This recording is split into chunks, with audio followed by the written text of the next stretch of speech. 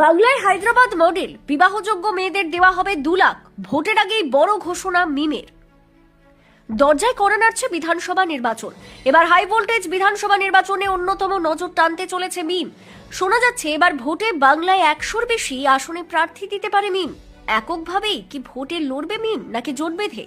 সেই প্রশ্নের এখনো কোনো স্পষ্ট উত্তর মেলেনি। তবে এই প্রসঙ্গে মিমের উত্তর জোনের সভাপতি মতিউর রহমান বড় কথা বললেন। তৃণমূল ও বিজেপি ছাড়া সকল রাজনৈতিক দলকেই জোটে করার আহ্বান মিমের। মালদার চাচলে দলের কর্মী সভায় এই কথা বলেন মিম। দলের উত্তর জোনের সভাপতি মতিউর রহমান তিনি বলেন, তৃণমূল ও বিজেপি একই দলে। দেশের স্বার্থে, জনগণের স্বার্থে, বাংলার স্বার্থে এক হওয়ার জন্য যদি সকলে এগিয়ে আসে ও তাদের যথাযথ আসন দেওয়া হয় তবে জোট করতে কোনো আপত্তি নেই। আসন্ন বিধানসভাতে 100-র বেশি আসনে লড়াই করতে চায় তারা। মিমের মালদা জেলার সভাপতি রেজাউল করিম দাবি করেন, প্রতিদিন তাদের সংগঠন শক্তিশালী হচ্ছে। মালদার 12টি বিধানসভার মধ্যে 8 থেকে 10টি আসনে প্রতিদ্বন্দ্বিতা করবে মিম।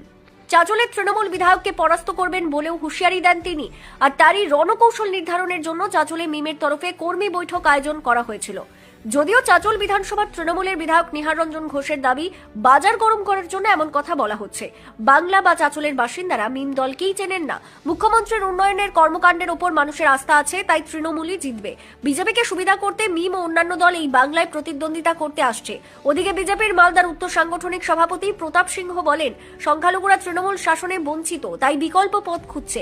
তৃণমূল যে শুধু ভোট ব্যাংক হিসেবে সংখ্যালঘুদের ব্যবহার করেছে, আজ সংখ্যালঘুরা তা বুঝতে পেরেছে, তাই তৃণমূলের মধ্যে আতঙ্ক তৈরি হয়েছে।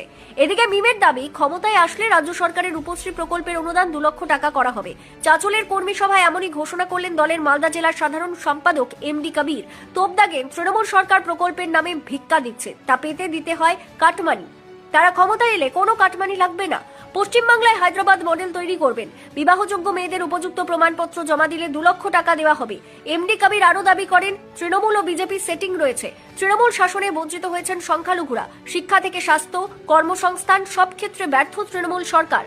তোপ দাগেন, এসআইআর থেকে ওয়াকফ বিল সবই বিজেপির নির্দেশে কার্যকর করছে তৃণমূল সরকার। শুধু তাই নয়, বিজেপি শাসিত রাজ্যে বাংলার পরিযায়ী শ্রমিকেরা আক্রান্ত হচ্ছেন। সবই বিজেপি ও তৃণমূলের ষড়যন্ত্র বলে দাবি মিমের জেলা সম্পাদকের। তৃণমূল কংগ্রেস নেতা তথা চাচল বিধায়ক নিহার রঞ্জন ঘোষ মিমের এই বক্তব্যের তীব্র